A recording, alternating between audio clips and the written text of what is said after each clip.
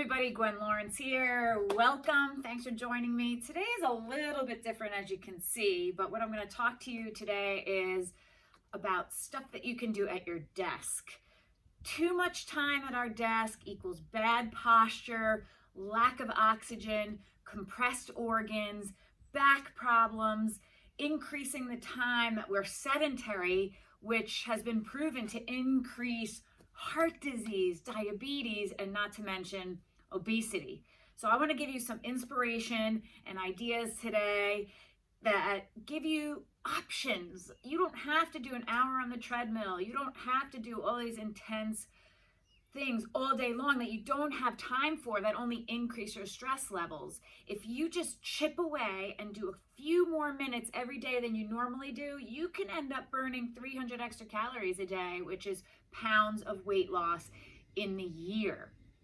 So when we are, first let's just talk about how we sit.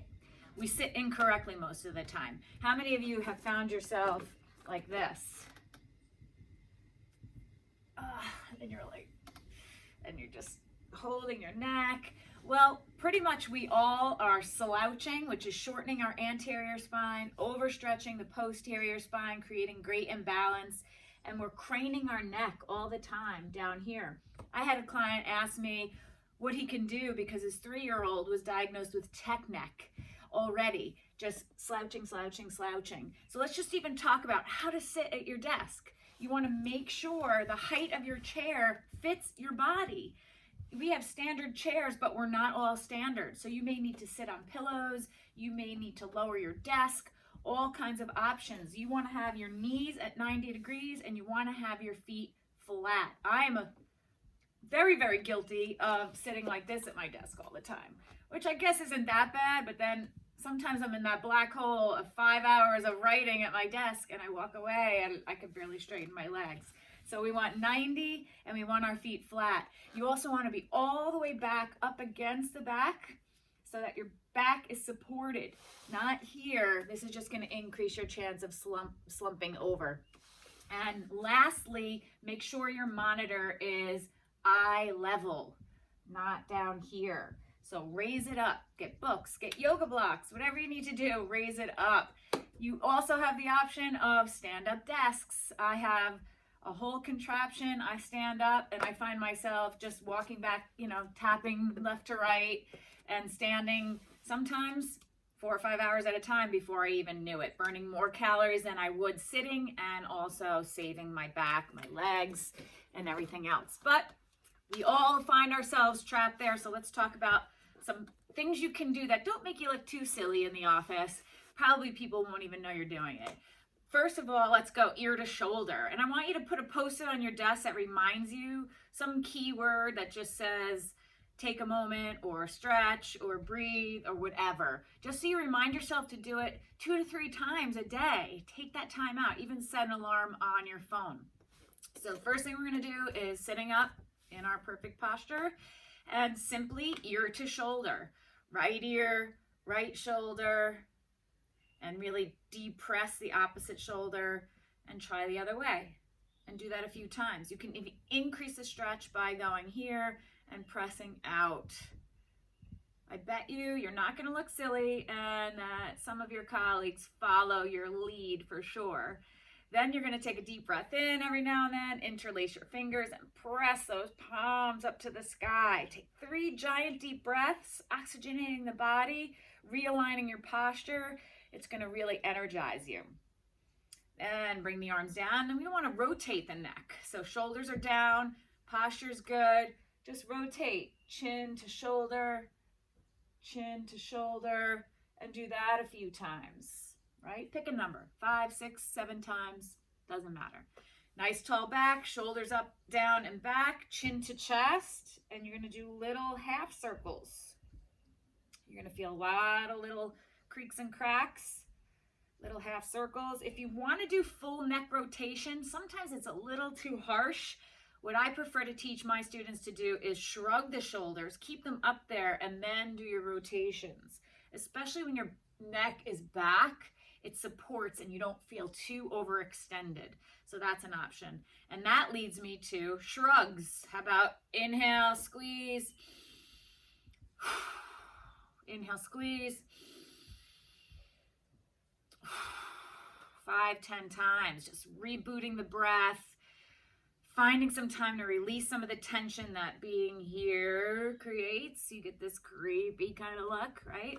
And another biggie is a chest opener. So you could just lean back on your chair, open the chest and heart. Sometimes I like to reach back and grab my chair. It depends on what kind of chair you're in. And push forward, lean forward, just don't fall over, right? Just lean forward like that carving on the bow of a ship, squeezing your shoulder blades together and chin is up. So here's a biggie where you might look a little bit strange, but when no one's looking, or if you don't care, like I don't care, arm's gonna go up, and you're just gonna extend and touch your toe, extend and touch your toe. So we're opening up those hamstrings, getting a little rotation in the shoulders, and you're gonna start feeling a little blood flow, a little heated, feels really good. And then we'll do the knee hug. So this really releases that low back. Even if you can't get your foot on the chair, just bring it, hug it in, bring it in, hug it in. And a nice one is sitting up nice and tall and some side bends. And reach and lift. Grounding that hip solid. Reach, take 2 or 3 breaths, and do the other side. And then finally, coming to that figure 4. So some of you are going to look like this, right? Do the best you can. If you're like here, who cares? As long as you're breathing, feeling a stretch, opening up your body, you're doing well for yourself. But it's flexing the foot, resting across. You don't want to rest on the foot. See how that overstretches my ankle? You want to go on the lower leg and lean forward. So this is a seated pigeon pose, and this is particularly good because sitting for long hours increases the likelihood of sciatic problems, tight glutes, and this is really medicine for that sciatic nerve, and it really opens up deep glutes, and you want to be able to just hang over one day. And don't forget to do the other side. So those are some at your desk yoga moves that don't make you look too silly, but on your break, I want you to step it up a little bit. So on your break, maybe you come away from your chair, your desk, and just do a few knee ups, right? Wake up your body, even take a walk outside while you're doing this. Some butt kicks. You could hold on to your chair for that. Warming up the quads. And then step away from your desk, lean away, and how about just 10 desk push-ups? So I'm pretending this is my desk now, not my chair. So you're getting some arms, shoulders, come back up to the edge of your desk and do 10 squats. Do this 3 times a day. Can you imagine how you're gonna increase the tone in your legs? And then if you want to get rid of these little wavy flag charms, come around to your chair or your desk. Hope this is stable enough and I don't make a nice blooper. And do some dips. Get some triceps in on it. If it's too hard for you, feet flat and dip. Chest is open, shoulders back. Breathing. Come back around. Get your chair or your desk for support. And some calf raises. So you can do calf raises parallel. Try 10. Turned out. And turned in. And then maybe grab a wall and do a minute wall sit. Start with 10 seconds every day. Increase that time by 10 seconds till you're doing it for a minute. Amazing, amazing. And finally, maybe take a heavy book or your water bottles, hold them in your hand, and just do some shoulder raises out. Okay, I'm not talking about big, intense gym workouts. I'm talking about little changes you can make that will, in time, create big changes. They're doable, they're easy, no involvement. You're not gonna have a big sweat going and then have to go into your meeting with a big sweat. just meant to get you moving, get you motivated, and who knows, maybe you will go to the gym and start a big routine.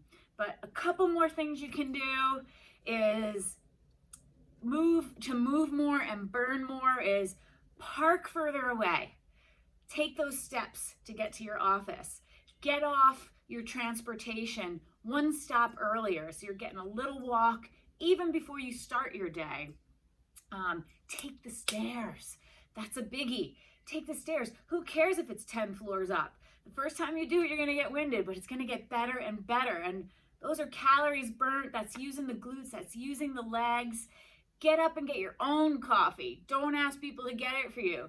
Get up, move, get your own coffee. Get up, move, get your own water. Refill it often so that you're taking those times, many times throughout the day, to move.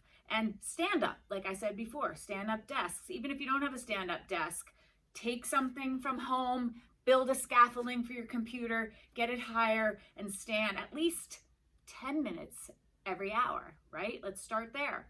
And get those 10 minutes of walking.